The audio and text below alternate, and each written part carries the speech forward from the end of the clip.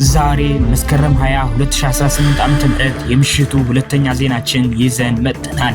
7ኛ ቀኑን የያዘው ዘመቻ አርበኛ አደም አሊ አባናደው በምዕራብ ወሎ ግንባር አመርቂ ድል እያስመዘገበ ነው። በተጨማሪ ደግሞ ብልጽግና እንደመጣል የኤርትራና የትግራይ ኃይል አብረውን ቢዋጉ ደስ ይለናል ሲል አንድ የፋኖ ታላቅ አመራር ገልጸዋል። እስከ መጨረሻው ደቂቃ ድረስ ከኛ ከ5 ደቂቃ ሚዲያ ጋር አብራችሁን ቆዩ፣ እናስደምጣችኋለን።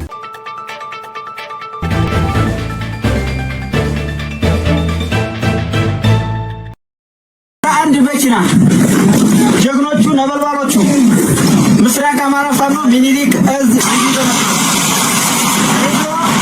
መኪና ሳይቀር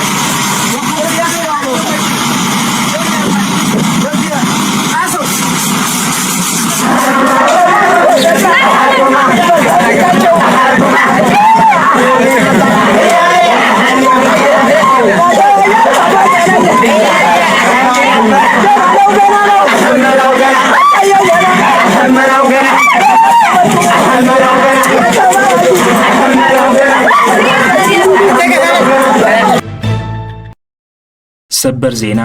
ጤና ይስጥልን ውድ የ5 ደቂቃ ሚዲያ ተከታታዮች፣ የዕለቱ አዳዲስ የፋኖ ትግሎችና አንኳር ነጥቦች በዚች በ5 ደቂቃ ጊዜ ውስጥ አጠር አድርገን ልናቀርብላችሁ መጥተናል። በቅድሚያ አርዕስተ ዜናዎች እናስደምጣችሁ። ብልጽግናን ለመጣል የኤርትራና የትግራይ ኃይሎች አብረውን ቢዋጉ ደስ ይለናል ሲል አንድ የፋኖ ታላቅ አመራር ገልጸዋል። ማን እንደሆነና ምን እንዳለ ዝርዝራለን ታደምጡታላችሁ። በዘመቻ አርበኛ አደም አሊ አባናደው ዞብላምባ ክፍለ ጦር ሁለተኛ ሻለቃ ቃኝ ከ15 በላይ የፋሽስቱን ያገዛዝ የብልጽግና መከላከያና ወዳደር አድማ ብተና ፖሊስና ሚሊሻ በመደምሰስ ታላቅ ጀብድ ፈጽመዋል። ዝርዝራለን ታደምጡታላችሁ። 7ኛ ቀኑን የያዘው ዘመቻ አርበኛ አደም አሊ አባናደው በምዕራብ ወሎ ግንባር አመርቂ ድል አስመዝግበዋል። ዝርዝራለን ታደምጡታላችሁ። የአማራ ህዝባዊ ትግሉን የምትደግፉ ውድ አድማጭ ተመልካቾቻችን ቪዲዮውን ላይክ፣ ቻናሉን ሰብስክራይብ እንዲሁም በኮሜንት ድል ለአማራ ጀግኖች እያላችሁ ለህዝብ ብለው ጫካ ለገቡ አርበኞች እንድታበረታቱ ዘንድ በአክብሮት እንጠይቃለን። እናመሰግናለን። በቀጥታ ወደ መረጃዎች አለፍኩኝ። እስከ መጨረሻው ድረስ ከኛ ጋር ቆዩ።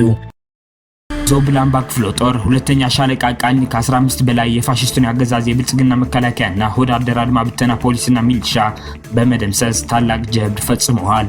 አፋብሃ ምስራቅ አማራ ቀጠና ሚኒሊክ እዝ ምስራቅ አማራ ኮር 2 ዞብላምባ ክፍለ ጦር ሁለተኛ ሻለቃ ቃኝ ከወልዲያ ወደ ሞላ ጊዮርጊስ አድርጎ ወደ ስሪንቃና ሰንቦ በመንቀሳቀስ ላይ ያለን የአገዛዙ ሰራዊትና ያረጋ ከበደ ወዳደር ፖሊስና ሚሊሻ በሁለተኛ ሻለቃ ቀኝ ከ15 በላይ ሙትና ቁስለኛ ያደረጉ ሲሆን የጥላት ኃይል እግሬ አውጭኝ ብሎ ወደ ወልዲያ ከተማ ተመልሰዋል። ሰሞኑን በዘመቻ አደም አሊ አባናደው ከባድ ምት የተመታውና የፈራረሰውን የጁላ ሰራዊት በማሰባሰብ አደራጅተው ከወልዲያ ከተማ ለመውጣትና ለማጥቃት ፋኖን ከከተማ ዙሪያው ለማስለቀቅ ዛሬ መስከረም 20 2018 ዓ.ም ማለዳ ማጥቃት ቢያደርግም በሻለቃ ቃኝ ተገርፎ ሙትና ቁስለኛውን ታቅፎ ተመልሰዋል።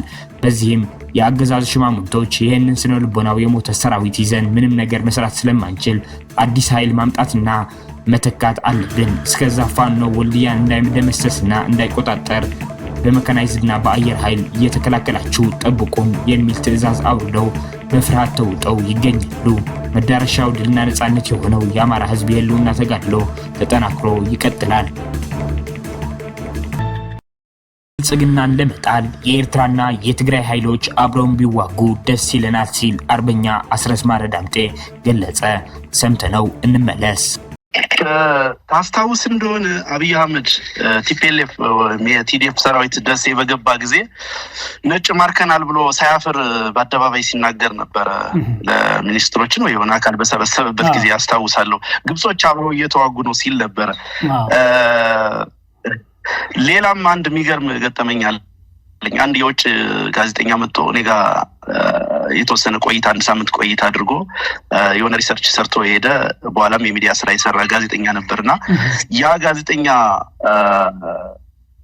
ዜግነቱ ደች ነው። እሱ ደርሶ ከሄደ በኋላ በቀጠናው እኔ ባለውበት ቀጠና የነበሩ የጀነራል መኮንኖች ለሰራዊታቸውን ብሎ ነው ያወሩት የግብጽ ወታደራዊ አማካሪዎች ከፋኖ ጋር እየተገናኙ ነው ብለው ሲናገሩ ነበርና አያፍሩም እንደዚህ አይነት ነገር ሲናገሩ። በነገር ላይ ምናልባት ጠጋ ያልን ቀን አዲስ አበባ ዙሪያ የደረስን ቀን በርካታ ነጮች እንደዚህ ተሳተፉ የግብጽ ይሄን ያህል መኮንኖች ይሄን ያህል ብርጌዶች እዚህ ጦርነት ላይ ያሉ ከማለት ወደ ኋላ አይሉም። በዚህ ብቻ እንዳይመስል ገና 2012 ነው 13 ዓመተ ምህረት በነበረ በተለይ እዚህ ሰሜን ሸዋ ጣይ አካባቢ በነበረ ጭፍጨፋ ምክንያት አንድ ሰላማዊ ሰልፍ አደራጅተን በዛ ሰላማዊ ሰልፍ ምክንያት ታስረን ነበረ እና ያኔ በታሰርኩበት ጊዜ አንዱ የቀረበብኝ ክስ ከግብጽ መንግስት ጋር በመላላክ የሚል ነበር። እንግዲህ ያኔ ጠመንጃ አላነሳንም፣ ባነር ይዘን ወረቀት ይዘን ነው ሰልፍ የወጣ ነው እና ይሄ ተፈጥሯዊ ስሪታቸው ነው። እንዳልኩ አለማመን ከመፈልጋቸው ባሻገር በእንደነዚህ አይነት በማጭበርበር በመዋሸት አንዱ የኢትዮጵያውያንን ስስልብ በተለይ ይሄ እዚህ ብሔራዊ ስሜታቸውን ምናምን በዚህ መንገድ ለመያዝ ለወራሪነት ለባዕዳ የኢትዮጵያ ህዝብ ያለውን አቋም ስለሚያውቁ ያንን የኖረ እስቴታችንን ተጠቅመው እኛን ህዝብ ለመነጠል የሚያደርጉት መፍጨርጨር ነው። እንደ እውነቱ ከሆነ የተጠቀሱት ሻዕቢያም ሆነ የቲፒኤልኤፍ ፋይሎች በእኛ በኩል አብይ አህመድን ለማስወገድ አብረውን ቢዋጉ የሚከፋን አይደለም፣ ቢሆን ደስ ይለናል።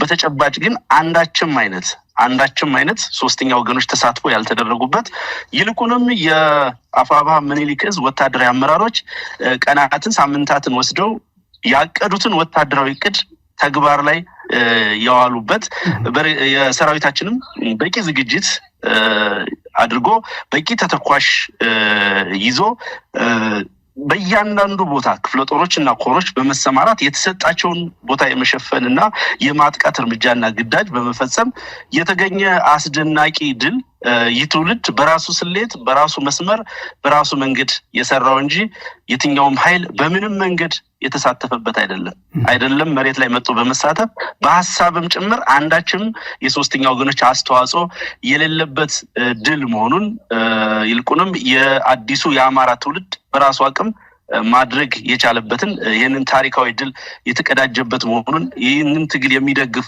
ማንኛውም ሰው ወደፊት ለዝንተ ዓለም ሊኮራበት የሚችል ተጋድሎ መሆኑን ወንድሞቻችን እኛንም ሌሎችንም አንገታችን ቀና እንድናደርግ ያስቻለ ልምድ የተገኘበት ነው። ሰበር የድል ዜና ከምዕራብ ወሎ ግንባር 7ኛ ቀን የያዘው ዘመቻ አርበኛ አደም አሊ አባናደው በምዕራብ ወሎ ግንባር አመርቂ ድል አስመዝግበዋል። ለተከታታይ 4 ቀናት በተደረገው ትንቅንቅ የአማራ ፋኖ ብሔራዊ ኃይል ምስራቅ አማራ ቀጠና ሚኒሊክ ዕዝ ንጉስ ሚካኤል አሊኮር መካነ ሰላም ቀጠና ውስጥ በሰራው ኦፕሬሽን ቁልፍ የጠላት ኃይል አመራሮች ተደመሰሱ። በዛሬው ዕለት ማለትም መስከረም 20 ቀን 2018 ዓ.ም በማለዳው የመቅደላ አምባ ዩኒቨርሲቲ ካምፓስ አጥር ውስጥ ወንዝ ዳር የአንድ ከፍተኛ የጠላት ኃይል አመራር አስከሬን ተገኝቶ በከፍተኛ ተኩስ ታጅቦ ተነስተዋል።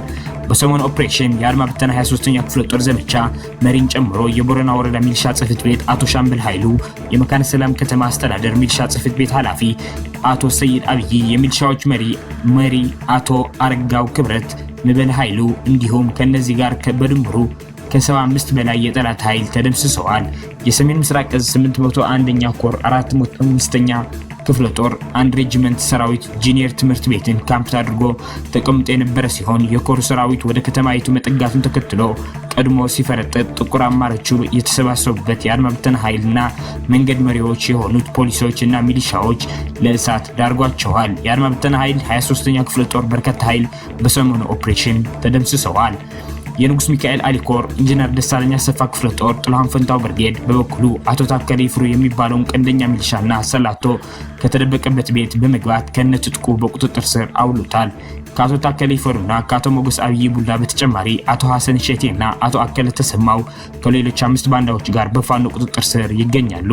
የጥላሁን ፈንታው ብርጌድ የአድማ ብተናን ካምፕ ከቦ በማድረግ ትንቅንቅ ካምፑን ሙሉ በሙሉ ተቆጣጥሮ ተተኳሽ ኢናርጋ የሚባል 2 ዘመናዊ መሳሪያ፣ የአስለቃሽ ጭስ መተኮሻ መሳሪያ፣ የሕክምና ቁሳቁሶች፣ ሬሽን እና ሌሎች የጠላት ንብረቶች መረከብ ችለዋል።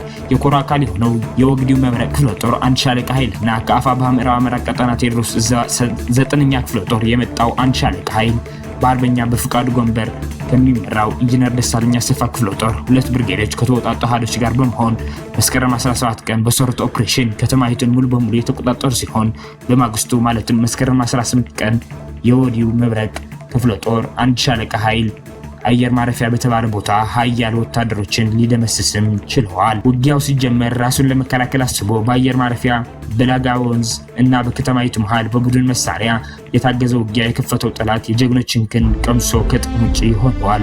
በካነ ሰላም ከተማ ውስጥ የሚገኝ የቦረና ማረሚያ ቤትን በመክበብ ፋኖ ባደረገው ትንቅንቅ በርካታ እስረኞችን ማስለቀቅ ተችሏል። በዚሁ በመካነ ሰላም ግንባር ከትላንት በስቲያ የኢንጂነር ደሳለኝ አሰፋ ክፍለ ጦር ጥላሁን ፈንታው ብርጌድ ኮሎኔል ሀብታሙ አሰፋን ጨምሮ ሌሎች 3 ባንዳዎች መማረኩም ይታወሳል። መዳረሻው ድልና ነጻነት የሆነው የአማራ ሕዝብ የህልውና ተጋድሎ ተጠናክሮ ይቀጥላል። አድማጭ ተመልካቾቻችን ለሰዓቱ የነበሩን የ5 ደቂቃ ዜናዎች እነዚህን ይመስላሉ። በቀጣይ የምንሰራቸው ዜናዎች እንዲደርሷችሁ ቻናሉን ሰብስክራይብ በማድረግ እንዲሁም የደወል ምልክቷን በማብራት ቤተሰብ እንዲሆኑ እንጠይቃለን። እናመሰግናለን።